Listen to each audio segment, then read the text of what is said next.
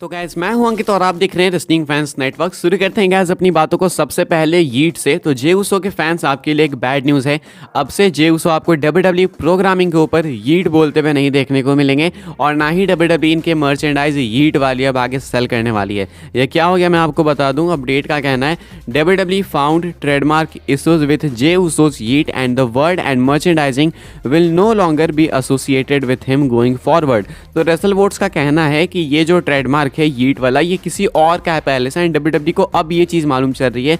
तो अब ये यीट वर्ड WWE नहीं यूज़ कर पाएगी जे उसो के लिए, ना ही जे उसो कर पाएंगे और ना ही इससे रिलेटेड मर्चेंडाइज बेच पाएगी। इससे रिलेटेड मर्चेंडाइज WWE ने ऑलरेडी रिलीज़ कर दी थी। अगर आपने देखा होगा आज प्रोमो पैकेज जो कि WWE ने प्ले करा था, वहाँ पे जे उसो जब WWE टाइटल कैप्चर कर रहे थे, वर्ल्ड टाइटल, तो वहाँ पर उनकी मर्च को WWE ने ब्लर करा हुआ था। आप देख भी सकते हो यहाँ पे स्क्रीनशॉट। तो यहाँ पे WWE ने अब इसको अवॉइड करना स्टार्ट कर दिया। हालांकि आपको रॉ के अंदर साइन बोर्ड्स देखने को मिल जाएंगे, लेकिन वो फैंस की तरफ से चीज़ थी। आई गेस वो धीरे धीरे जो है WWE साइन बोर्ड्स भी रिमूव करवा देगी, लेके नहीं जाने देगी लोगों को। तो मेरे अकॉर्डिंग अभी के हिसाब से अब WWE इस चीज़ को तो बिल्कुल भी नहीं यूज़ करने वाली है, बिकॉज ये किसी और के राइट्स के अंदर आ रही है चीज़। तो WWE ये मिस्टेक्स बिल्कुल भी नहीं करती है।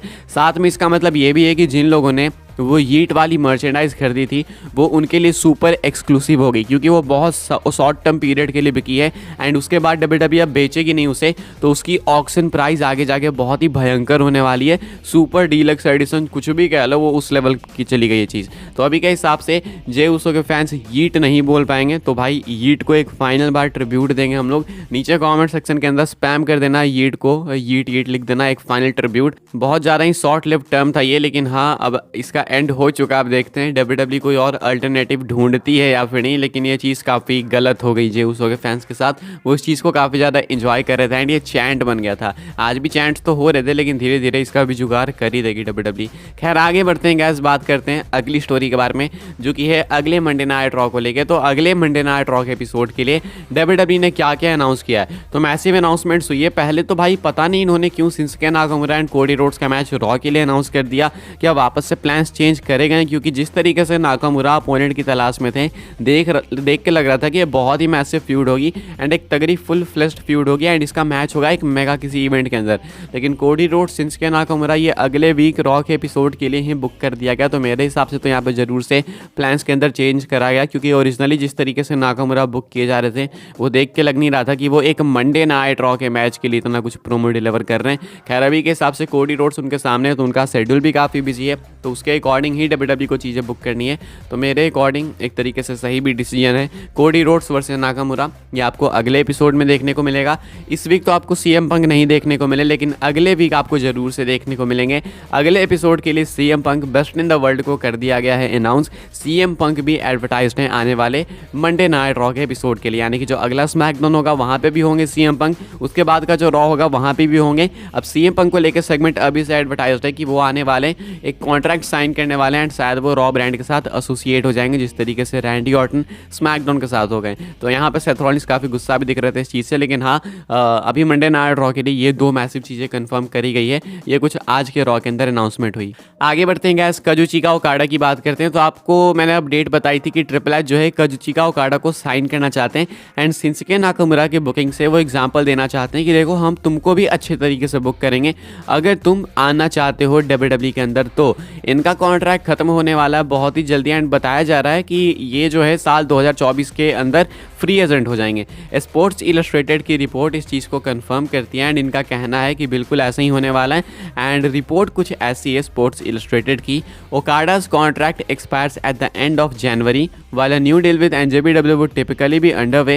Okada is seriously entertaining the possibility of wrestling for a different promotion। तो यहाँ पे बताया जा रहा है कि जो काजुचिका ओकाडा है उनका कॉन्ट्रैक्ट NJPW के साथ जनवरी के एंड में एक्सपायर हो जाएगा, यानी कि 2024 के स्टार्ट में, यानी कि मुश्किल से 2 महीने रॉयल रंबल के आसपास मान के चलो। अब ऐसे में हो सकता है कि NJPW के साथ वापस से वो रीसाइन करे, मतलब चांसेस हैं अच्छे खासे। लेकिन साथ में ओकाडा, काजुचिका ओकाडा ये भी कंसिडर कर रहे हैं कि उन्हें किसी और प्रमोशन के लिए कम्पीट करना चाहिए। मैं बस ये होप कर रहा हूँ कि अगर NJPW साइन नहीं करती है ओकाडा को वापस से, अगर ओकाडा इंटरेस्टेड नहीं है, तो जनवरी एंड में उनका डील खत्म होने वाला है एंड अगर वो फ्री एजेंट हो जाते हैं रॉयल रंबल से पहले, तो क्या इसका मतलब है कि हमें एक सरप्राइज अपीयरेंस काजुचिका ओकाडा की देखने देखने को मिल सकती है रोयल रंबल में। एजे स्टाइल्स पे मैं जाऊँगा वापस से 2016 में, जब एजे स्टाइल्स का हुआ था WWE डेब्यू, काफ़ी कमाल का डेब्यू था वो। एंड अभी के हिसाब से काजुचिका ओकाडा का भी सेम हो सकता है अगर वो डील रीसाइन ना करें JPW के साथ। मैं तो चाहता हूँ ऐसा ही हो, बाकी आप लोग चाहो तो अपने थॉट्स बता सकते हो इसके रिगार्डिंग। आगे बढ़ते हैं गाइस, बात करते हैं अगली स्टोरी के बारे में जो कि मर्चेंडाइज को लेके। आप में से काफ़ी सारे लोग डिमांड करते हैं कि WWE इंडिया में मर्च लेकर आए। पिछले कुछ टाइम से डिमांड काफ़ी ज़्यादा बढ़ी हुई है, तो आपके लिए गुड न्यूज़ है कि मर्चेंडाइज इंडिया में आने वाली है एंड लगभग आ भी चुकी है। क्या अपडेट है मैं आपको बता दूं। बेसिकली अपडेट थोड़ी मैं आपको पीछे लेके जाना चाहूँगा वहाँ से। आपको याद होगा, शायद अगर नहीं याद तो मैं दिला दूं कि 2019-20 के अंदर 2020 के आसपास एक अपडेट आई थी थंडरडोम एरा के आसपास कि WWE जो है NXT इंडिया इंट्रोड्यूस करने वाली है। NXT इंडिया उसी टाइम हुआ था जब सुपरस्टार स्पेक्टेकल पहली बार हुआ था थंडरडोम एरा के अंदर। तो वो आपको अगर याद होगा तो आपको ये अपडेट भी शायद याद होगी कि WWE जो है NXT इंडिया भी इंट्रोड्यूस करने वाली थी, लेकिन बाद में प्लान्स चेंज करे गए। उस टाइम पैंडमिक के टाइम काफ़ी सारे प्लान्स चेंज करे गए थे, तो उसी टाइम ये प्लान्स थे WWE के ये हम लोग मर्च भी इंडिया में लाएंगे। अब मैं श्योर नहीं हूँ कि उस टाइम सोल्ड स्टोर के साथ डील थी या फिर नहीं थी, लेकिन अभी के हिसाब से तो डील नहीं है। लेकिन हाँ, WWE उस टाइम से ही इंडिया में मार्केट एक्सपैंड करने की सोच रही थी। NXT इंडिया लाना चाहती थी WWE, सुपरस्टार स्पेक्टेकल भी करा रही थी WWE, एंड साथ में WWE जो है इंडिया के अंदर प्रॉपर तरीके से उसी टाइम से मर्च लाने वाली थी। लेकिन दिक्कत वहाँ पे आ गई जब उसके बाद ये सारी प्रॉब्लम्स हुई। WWE को काफ़ी सारे सेकअप्स हुए बीच में, आपने देखा होगा। ये एंडेवर वाली चीज़ तो सबसे रिसेंट है, उससे पहले भी काफ़ी सारे बजट कट्स हुए हैं। साथ में विंस मैकमैन वाला वो हुआ, आपको पता ही होगा क्या क्या हुआ था विंस मैकमैन के साथ। उसके बाद अभी एंडेवर वाली चीज़ हुई, तो WWE काफ़ी सारी चीज़ों में बिजी थी। साइड बाय साइड इंडिया में भी वो मार्केट एक्सपैंड करना चाहते हैं, एंड अभी ब्रॉन स्ट्रोमन भी इंडिया में आ चुके हैं। तो ऐसे में ये उसके लिए ही आए हैं। अब मैं आपको एक्सपेक्टेड डेट बता दूं कि कब आने वाली है, तो ऐसा नहीं है कि अब मैं कहूँगा कि आ सकती है, आने वाली है। एंड ये 2024 के फर्स्ट क्वार्टर में आप लोग एक्सपेक्ट कर सकते हो। 2024 बिल्कुल कन्फर्म है कि आपको वहाँ पे देखने को मिलेगा ही मिलेगा। WWE के अंदर WWE की मर्च इंडिया के अंदर आ जाएगी 2024 के बिगिनिंग में, ऑलमोस्ट कंफर्म ही है। मर्च तो आनी कंफर्म है अगले साल, लेकिन 2024 के बिगिनिंग में थोड़े ज़्यादा चांसेस हैं।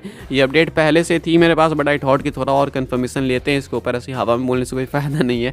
तो आपके लिए गुड न्यूज़ है, अगर आप लोग चाहते हो WWE की मर्च लेना तो बस मर्च स्टोर करीब है, एंड कुछ चीप प्राइस ज़रूर से होगा, वरना फिर मर्च लाने का इंडिया में कोई सेंस ही नहीं बनेगा। कुछ तो प्राइसिंग में ज़रूर से WWE यहाँ पे अफोर्डेबल करेगी इंडिया के लिए।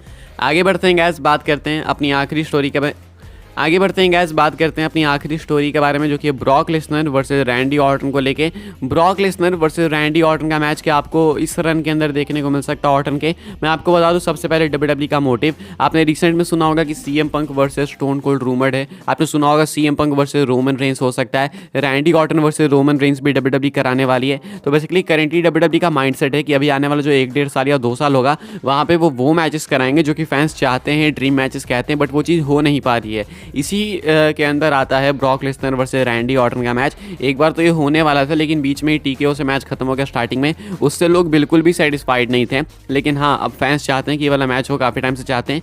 तो इस रन के अंदर रैंडी ऑर्टन के आपको लेसनर वाला मैच भी देखने को मिल सकता है, यानी कि Brock Lesnar versus Randy Orton, ये भी ज़रूर से इस रन के अंदर WWE बुक कर सकती है। अभी के हिसाब से ये इनिशियल अपडेट्स है, बिल्कुल इनिशियल वाली। तो अभी के हिसाब से ये कुछ अपडेट्स है। फिलहाल आपको वीडियो कैसी लगी, वीडियो के रिगार्डिंग अपने थॉट्स कमेंट करके बताना। वीडियो को लाइक करना, शेयर करना, सब्सक्राइब करना, चैनल को फॉलो कर सकते हैं आप लोग मुझे इंस्टाग्राम एंड ट्विटर पे, लिंक आपको मिल जाएगी डिस्क्रिप्शन में। ज्वाइन कर सकते हैं व्हाट्सएप चैनल को, उसकी भी लिंक है डिस्क्रिप्शन में। मिलता है नेक्स्ट ऑफर काफ़ी इंटरेस्टिंग वीडियो में।